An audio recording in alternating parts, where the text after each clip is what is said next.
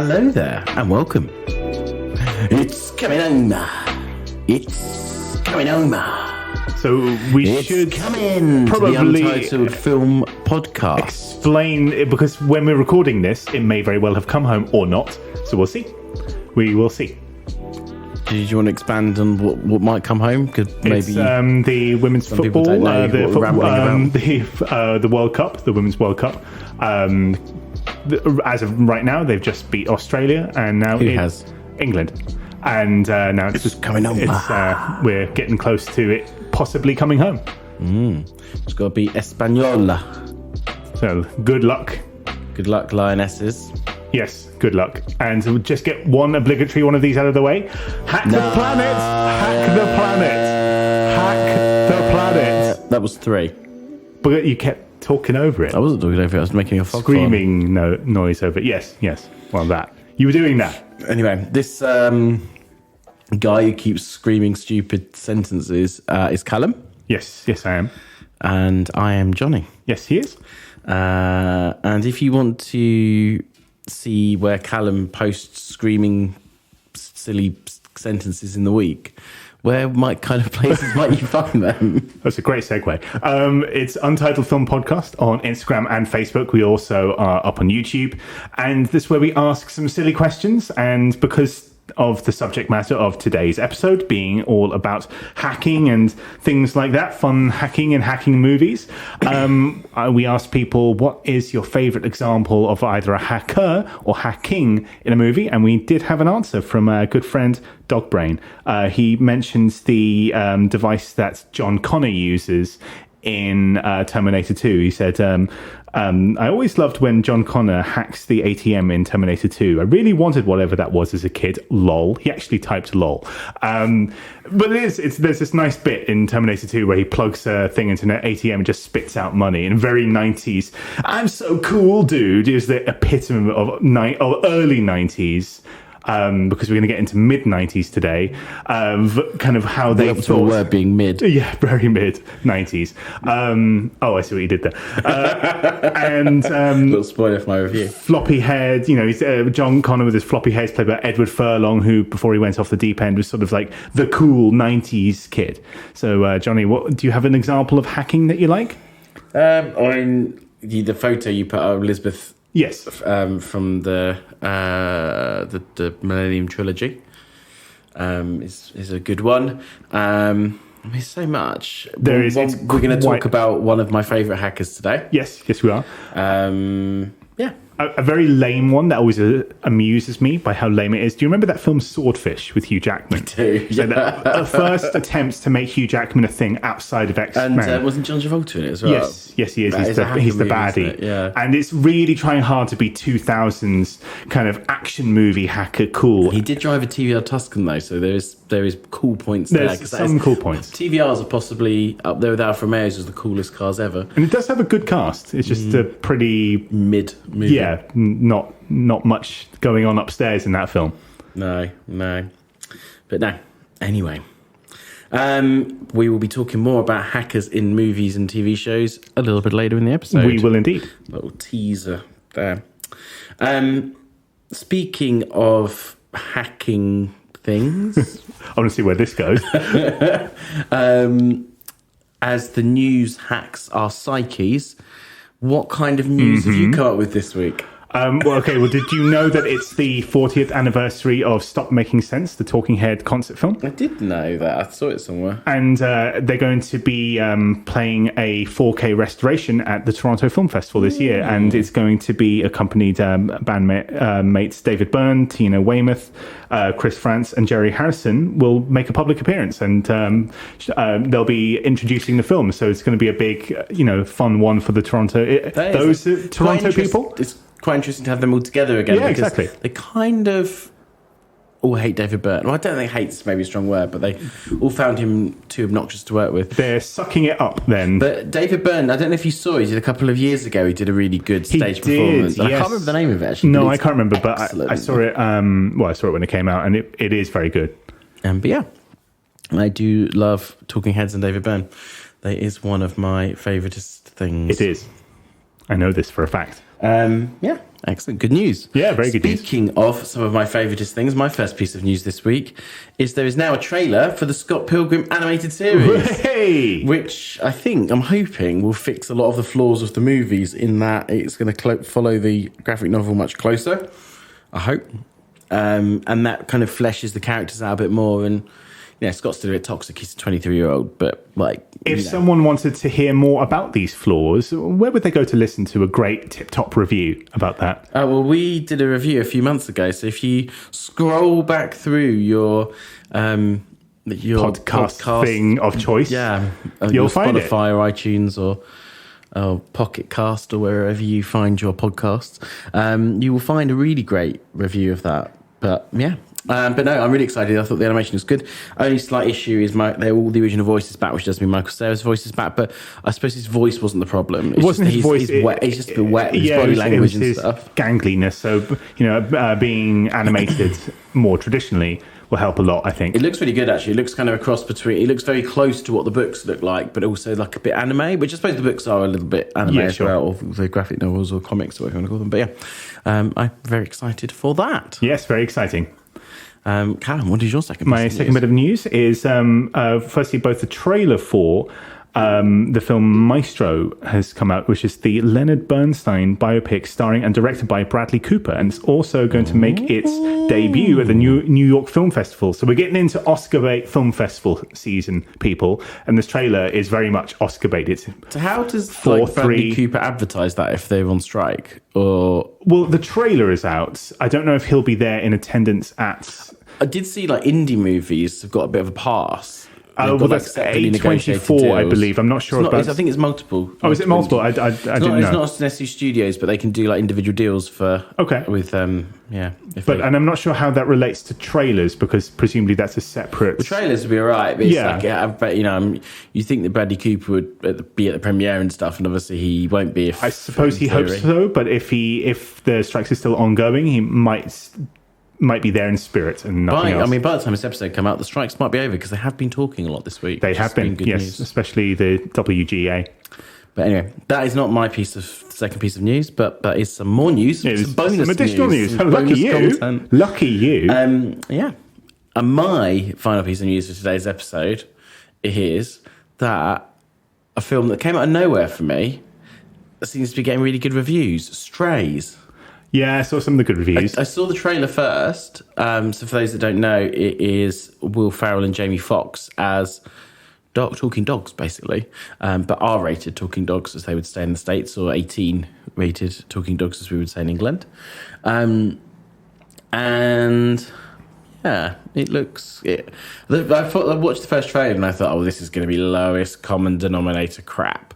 But actually, the beginning... solid reviews. Peter Bradshaw in The Guardian gave it 4 stars, which for a comedy, I can't remember the last time Peter Bradshaw gave a comedy 4 stars, let alone one about talking dogs. Sure. So I'm quite intrigued. My interest is piqued. It's piquing, is it? Another film that's been getting okay reviews out of nowhere because people thought it was a turkey or was going to be a turkey is this new superhero film, The Blue Beetle. Yeah, it's got not great, but they're all kind of 6s out of 10s for a film that nobody expected to be given 6s out of 10s for. Lots of 3 stars. So, but I think it's going to make about £8. It's probably going to make nothing, quite nothing. It made $3.3 million, which for anyone that knows about films, that's not good. It's not good. Well, not for superhero movies. Anyway.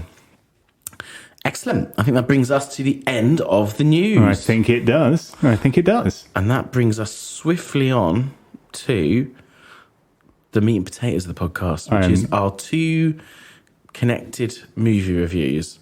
TV show and movie. Well, yeah, TV show and movie. And of course, because we are so up to date and hip, what is our new one, Callum? A new one from 2015 to 19 is Mr. Robot. It's the before times. The before times. It's a USA Network TV show. Our linking theme today is hacking and hackers, as we discussed a little bit earlier. And it was a show that came out in the USA Network for 4 seasons, created by Sam Esmail. And we're going to be pairing it with 1995's Hackers, the cult hacking movie, which has kind of lived on. Hackers, it's their Rocky Horror, as far as I understand. It's pretty camp. It is very camp. But is that a good thing? Is that a bad thing? Is it a meh thing? We'll find out. We'll talk about that. Yeah. I'll introduce Mr. Robot, and you can introduce Mr. Hackers. Mr. Hackers. Because there are choices. For those who didn't know, I've chosen Mr. Robot because I've been trying to get Cam to watch it for about 7 years. One day I'm going to cash in all these kind of chips of trying to get me to watch shows, because that was Succession too, and I'm going to... Well, you should be thankful because they're good shows. Oh, no, they are great shows, but also I think a favour should be paid back. Well, I watched Hackers. I think that's a favour paid back in kind. And it needs to be a TV show, I think. I've also watched Speed Racer. I mean... But again, in terms of hours put in, it's far fewer. It felt like longer, though. I'm sure it did. Anyway. Yeah, Mr. Robot. Elliot. He is played by Rami Malek, and he is a guy who is a hacker, some would say. And he hacks people's computers on the side. But by day, he is a security technician at a firm which works for the biggest firm in the world, E Corp, or as Elliot sees it when he is in his Adderall-induced craziness. Or it's not just Adderall, it's many drugs involved, but... Yeah, it's opium as well. But anyway, his many drug-induced states, he sees it as Evil Corp. And that Evil Corp happened in his head because he believes that they made his father sick, who worked for them, and who died of leukemia.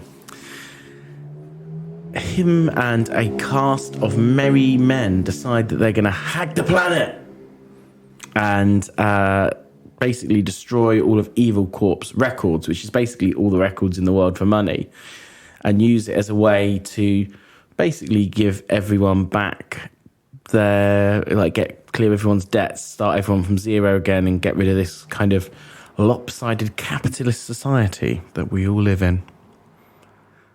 And things ensue. Callum, what did you think? Broadly, I really liked it. I don't think it's perfect. And I imagine my review will end up being a point or so below yours. Although that's not to say that I didn't really like it. Yours would be 9.5 then. So to kind of front load with the really good stuff, I think it's so slick. It's so well shot. It's so well edited. It's got the smoothest photography and their choice of music. It's very pristine, the way they use architecture as scenery. There's a lot of using reappropriating real life buildings in New York and the various other places that they shot it to make a very cool landscape. When people talk about world building, and they often refer to fantasy and science fiction, because world building refers to how believable can you make a fantastical or just fictional world that people believe in. But when you come to things like this is quite the epitome of world building, even though it's contemporary. And stop kicking the table. Even though it's contemporary, even though it's set in our world, it very much builds a sort of almost comic book-esque slick, cool world that we can really believe in. It's fronted by Rami Malek, and this is the best I've seen him, because while he won the Oscar for Bohemian Rhapsody, I've always been a bit of an agnostic with Rami Malek until I've seen this, and this is where I've gone, I get what all the fuss is about now. I think that he's able to steer this ship, because at points there is... I mentioned that it was kind of similar to comic books in the way that it builds this kind of cool, almost fantastical world that isn't quite science fiction, but it does border on it when some of the things that they're doing with the hacking and the global organizations that are running the world. It's not science fiction, but it does border on speculative. You need a strong lead to pull you through that, because sometimes...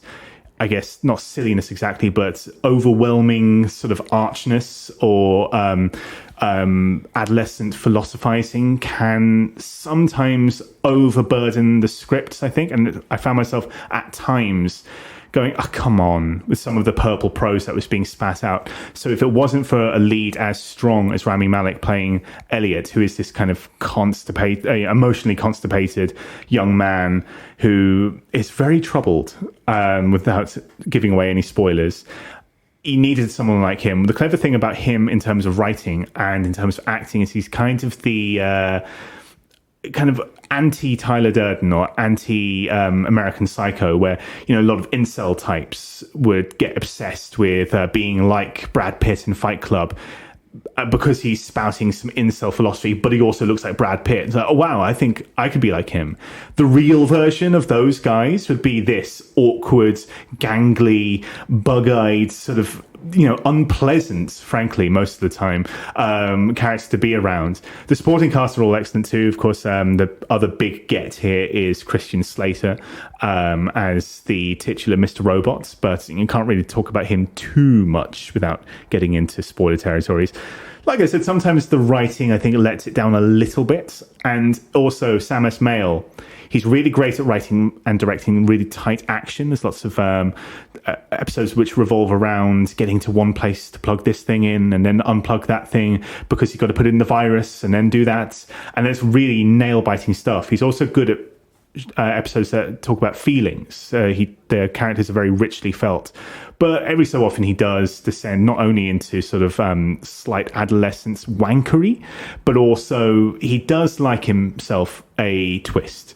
Like sometimes M. Night Shyamalan-esque twist. You got Luke, I Am Your Father. You got it's a dream the whole time. You got a Fight Club twist in there. And were the slickness of the production not just so good, and the performance of Rami Malek and the really tight supporting cast as well not so good as well, the scripts by themselves might occasionally make you go, oh, come on, I've seen that. That's old stuff by now. But broadly, really good. And when there's a great episode, there's a great episode.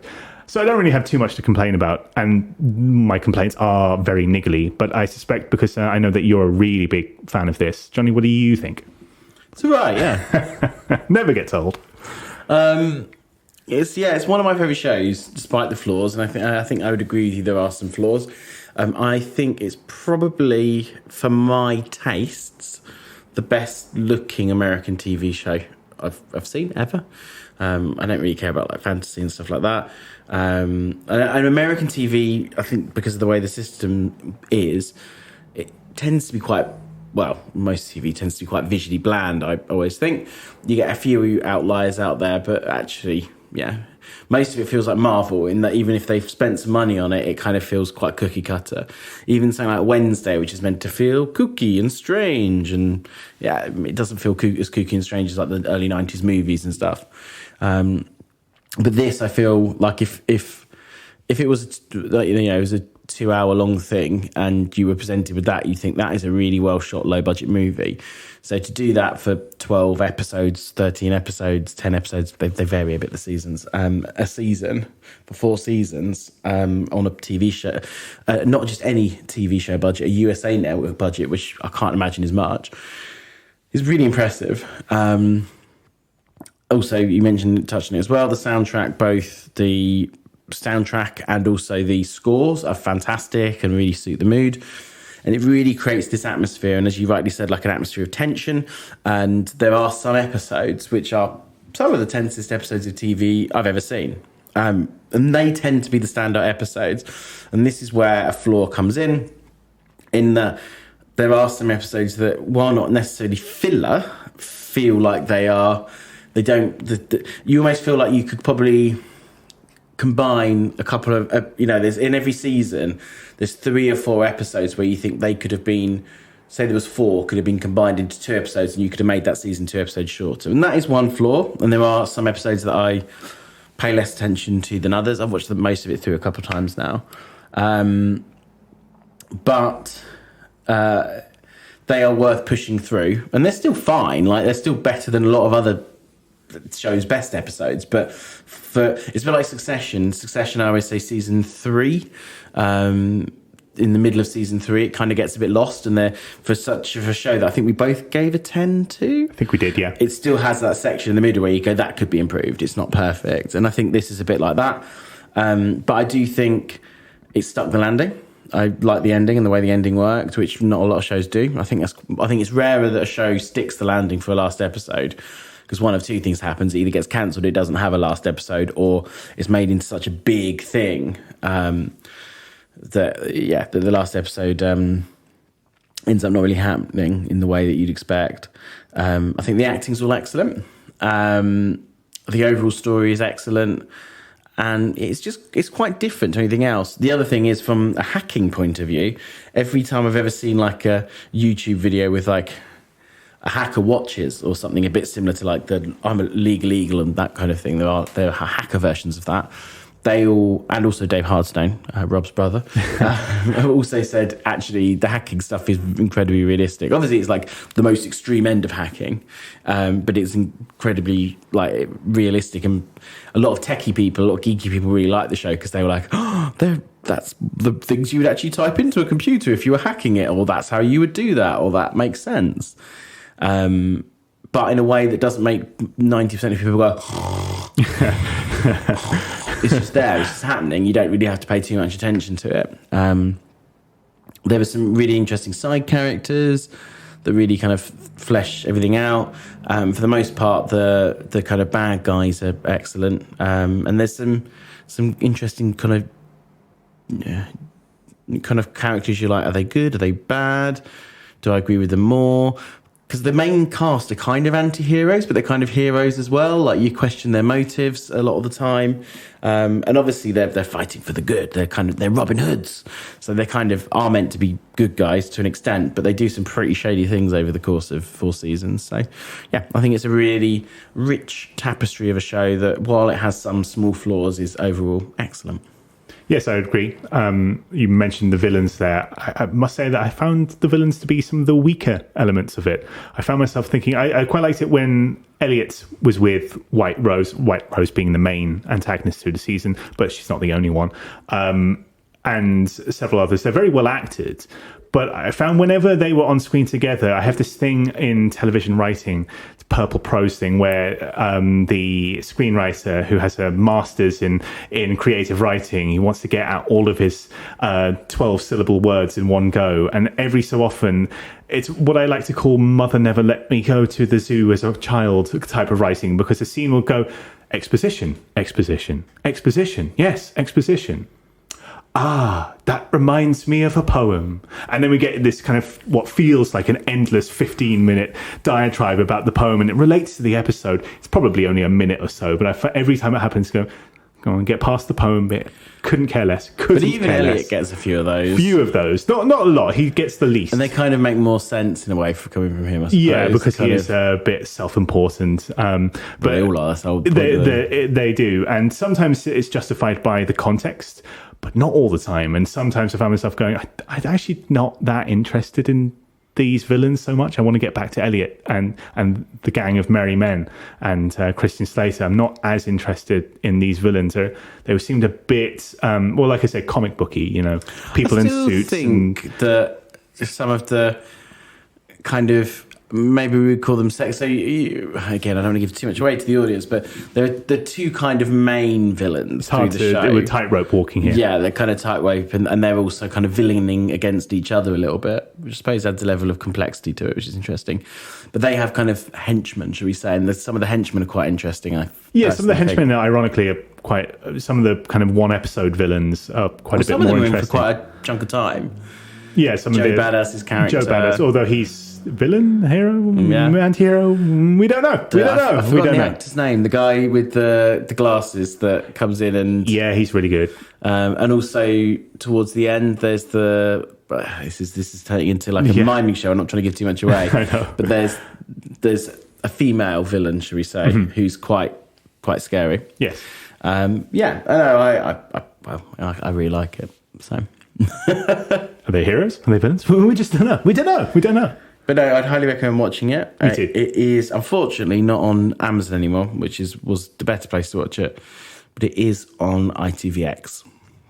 So if you can either get a free trial or put up with the adverts, it's well worth a watch. Yes, I would very much agree with that. Perfect. And that brings us on to the advertisement break. Yes. You were going to say the news then. I was about to. Forgot where we were. And before we stop for the break, I'm going to turn Callum's audio off.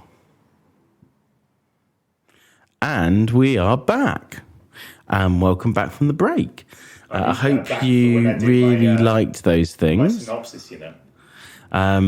In a second, I'm going to allow Callum to have audio again so he can tell you about the movie Hackers, which we will be reviewing next. But if Callum wants to be able to do that, he needs to make sure he doesn't say the thing that he often says. And if he does, that's the end of the episode of the podcast. It's the end of the whole podcast. Yeah, forever. I'm never recording another episode.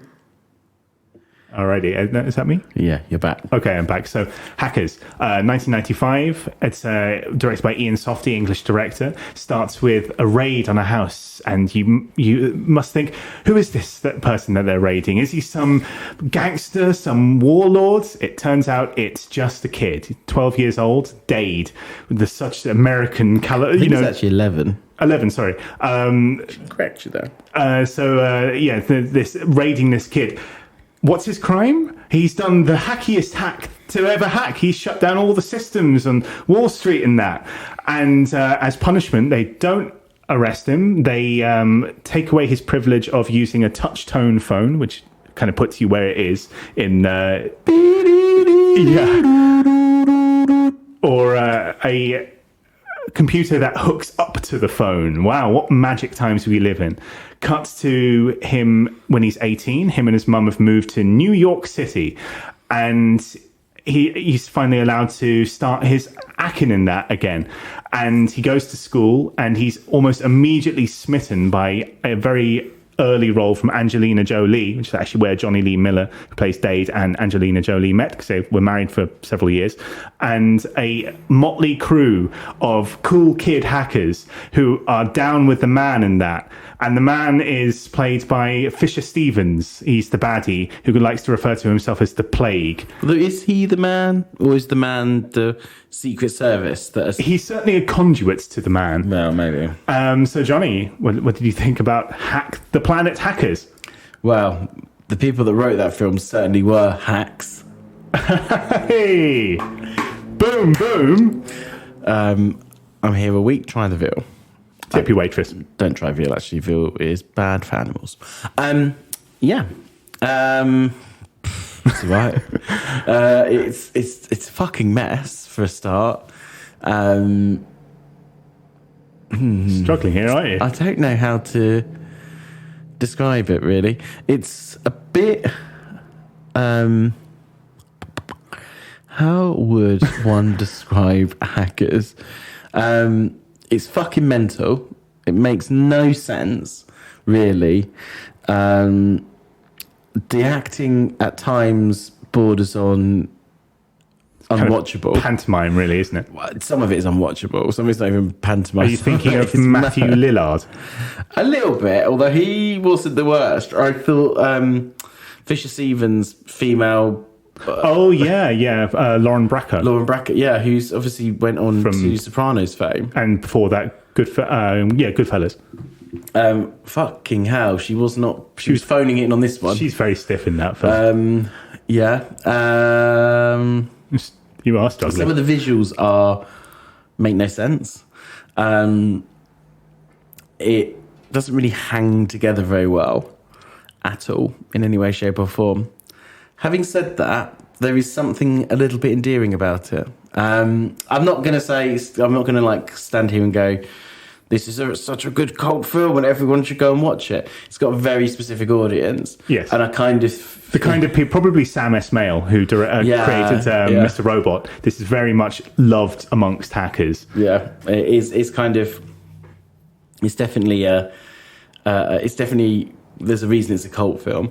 I also think that one of the things that detracted from it a little bit for me is they're trying to be like the uberest, coolest people. And obviously hacking in the mid-90s was the coolest thing you could do. So everyone has to dress up in what is made to look like what I reckon someone who was 43 thought the coolest people on the planet looked like in 1995. There's a lot of that.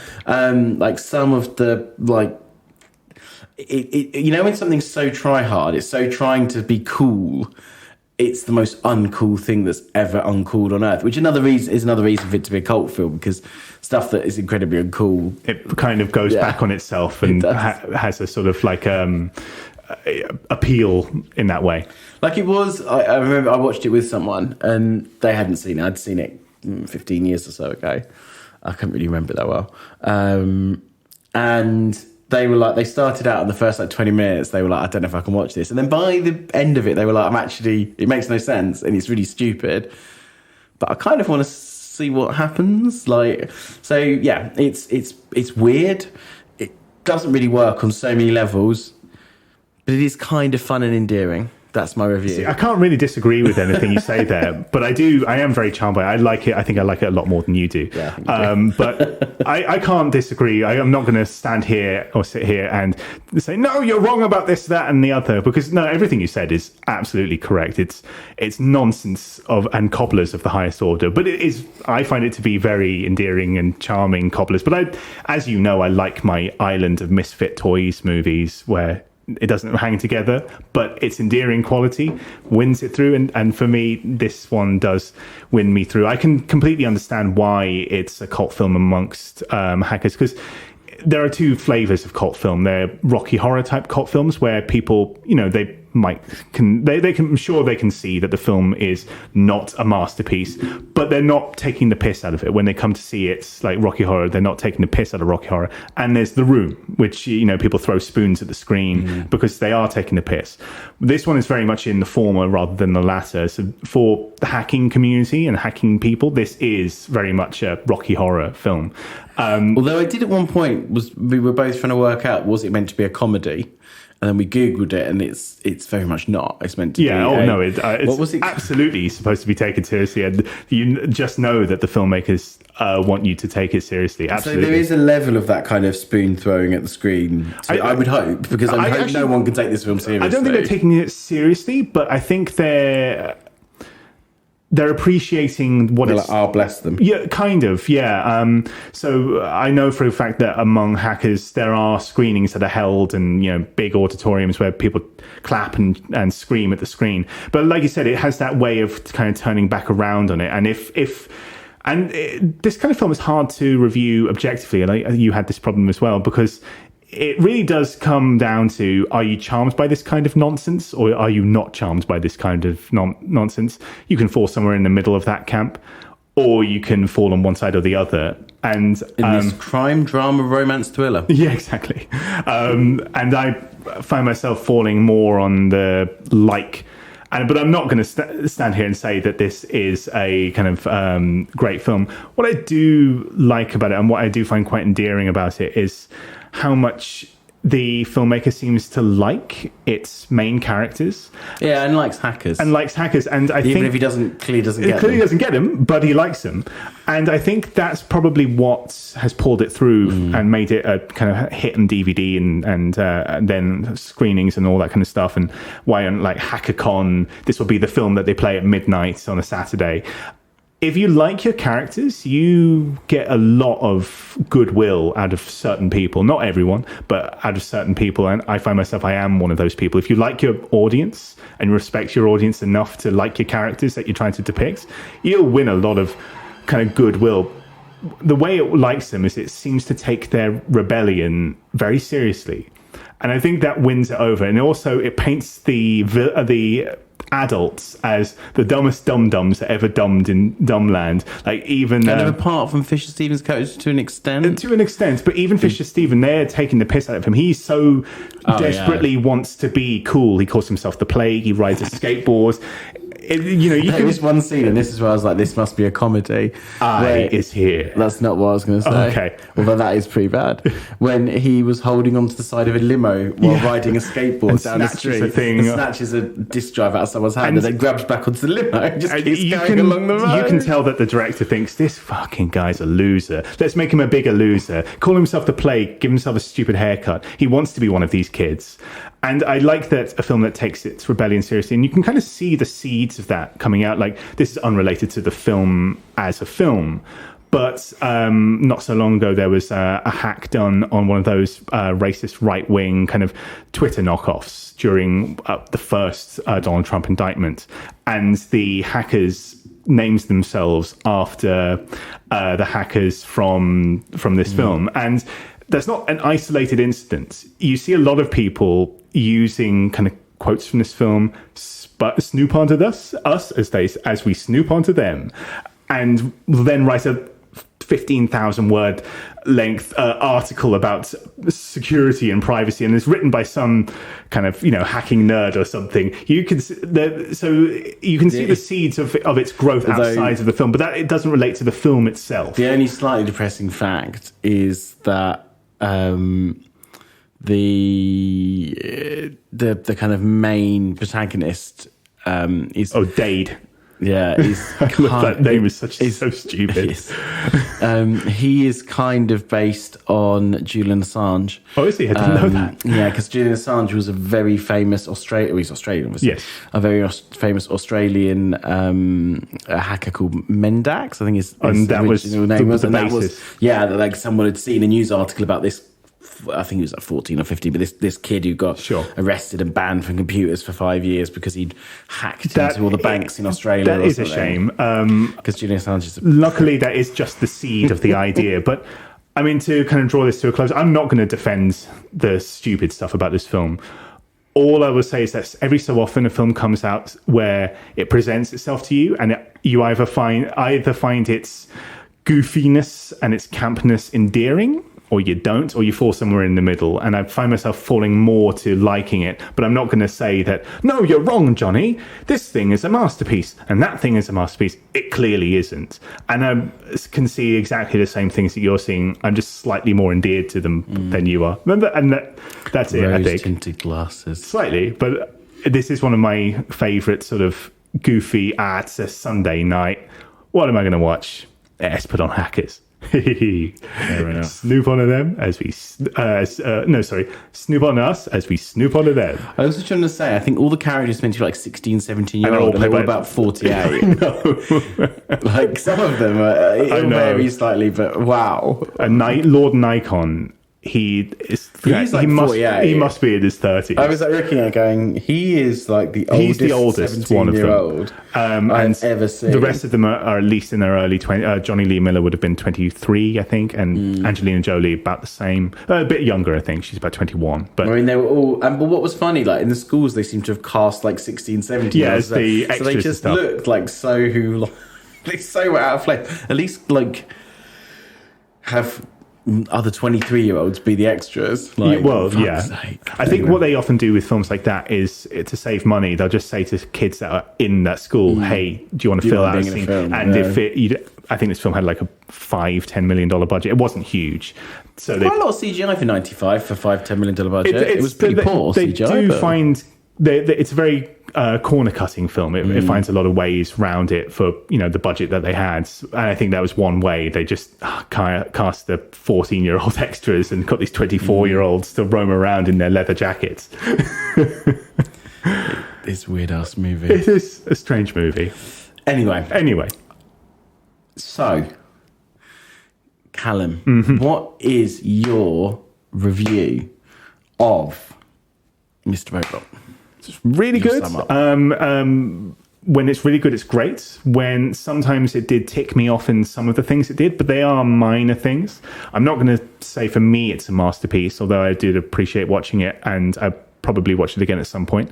I think probably wrestling between two scores, but I think an 8 out of 10. Okay. Just missed the kind of great level for me on a few instances, but really recommend it. Go watch it. Have fun. That's intriguing. So were you, I'm between an 8 and a 9? Okay, fair enough. I think it's one of my favourite shows. So it is one of my favourite shows. I do see some flaws. It's not like a Succession level, like out of the park, and it's not for everyone. Not the Succession is either. But I don't think there's many, like Breaking Bad has flaws and loses momentum at certain times, and like The Sopranos, what was that ending? I'm not convinced. And started. So like, yeah, like it is. TV shows are always a bit of a mixed bag when you've got to have 40 hours, 50 hours, 60 hours of something. So I think it does a very good job of that. Part of me wants to give it a 10, but I think the more correct score is a 9. So I'm going to give it a 9 out of 10. Cool. So that is a 8.5 between us. And Hackers, Callum, what are your thoughts? Well, it's goofy, it's silly, it's dumb, but it's also likable. And if you make a film that likes its audience and likes the characters that it's trying to depict, you will win me over quite a lot. And it backs up on itself where the goofy, the dumb, the silly, I find slightly charming. And I giggle. Probably is not intending me to giggle, but I do giggle, and I like it. 7 out of 10 quite easily. I've watched this quite a lot. I really wanted to go. You went like they're goofy. There's something. It's something. It's something. And I even wanted to go. This is making me think of the Addams Family. The creepy and the goofy. They're all together. Hackers. Hack the planet. Anyway, I am not going to be anywhere near as generous. It is silly and fun, but it's maybe a bit too silly. It's maybe not quite fun enough. It doesn't really know what it is. It's a complete mess. But there is something slightly endearing about it. And because of the endearing factor, I would give what technically is probably a 2-star film a 5. Nice. I think the endearingness does make it watchable and fun. And, it's not a film that I feel like if you get at least 35, 40 minutes in it, you're probably going to watch it to the end. It's a strange concoction, that first isn't it? 20 minutes, It's a strange elixir where it somehow manages to get you on side, even though it probably shouldn't. But yeah, that means a 6 out of 10. So if you've got a spare Sunday night, it's on Amazon for free at the minute. Why not go give it a go and tell us what you think on the old Instagram. And hack the planet.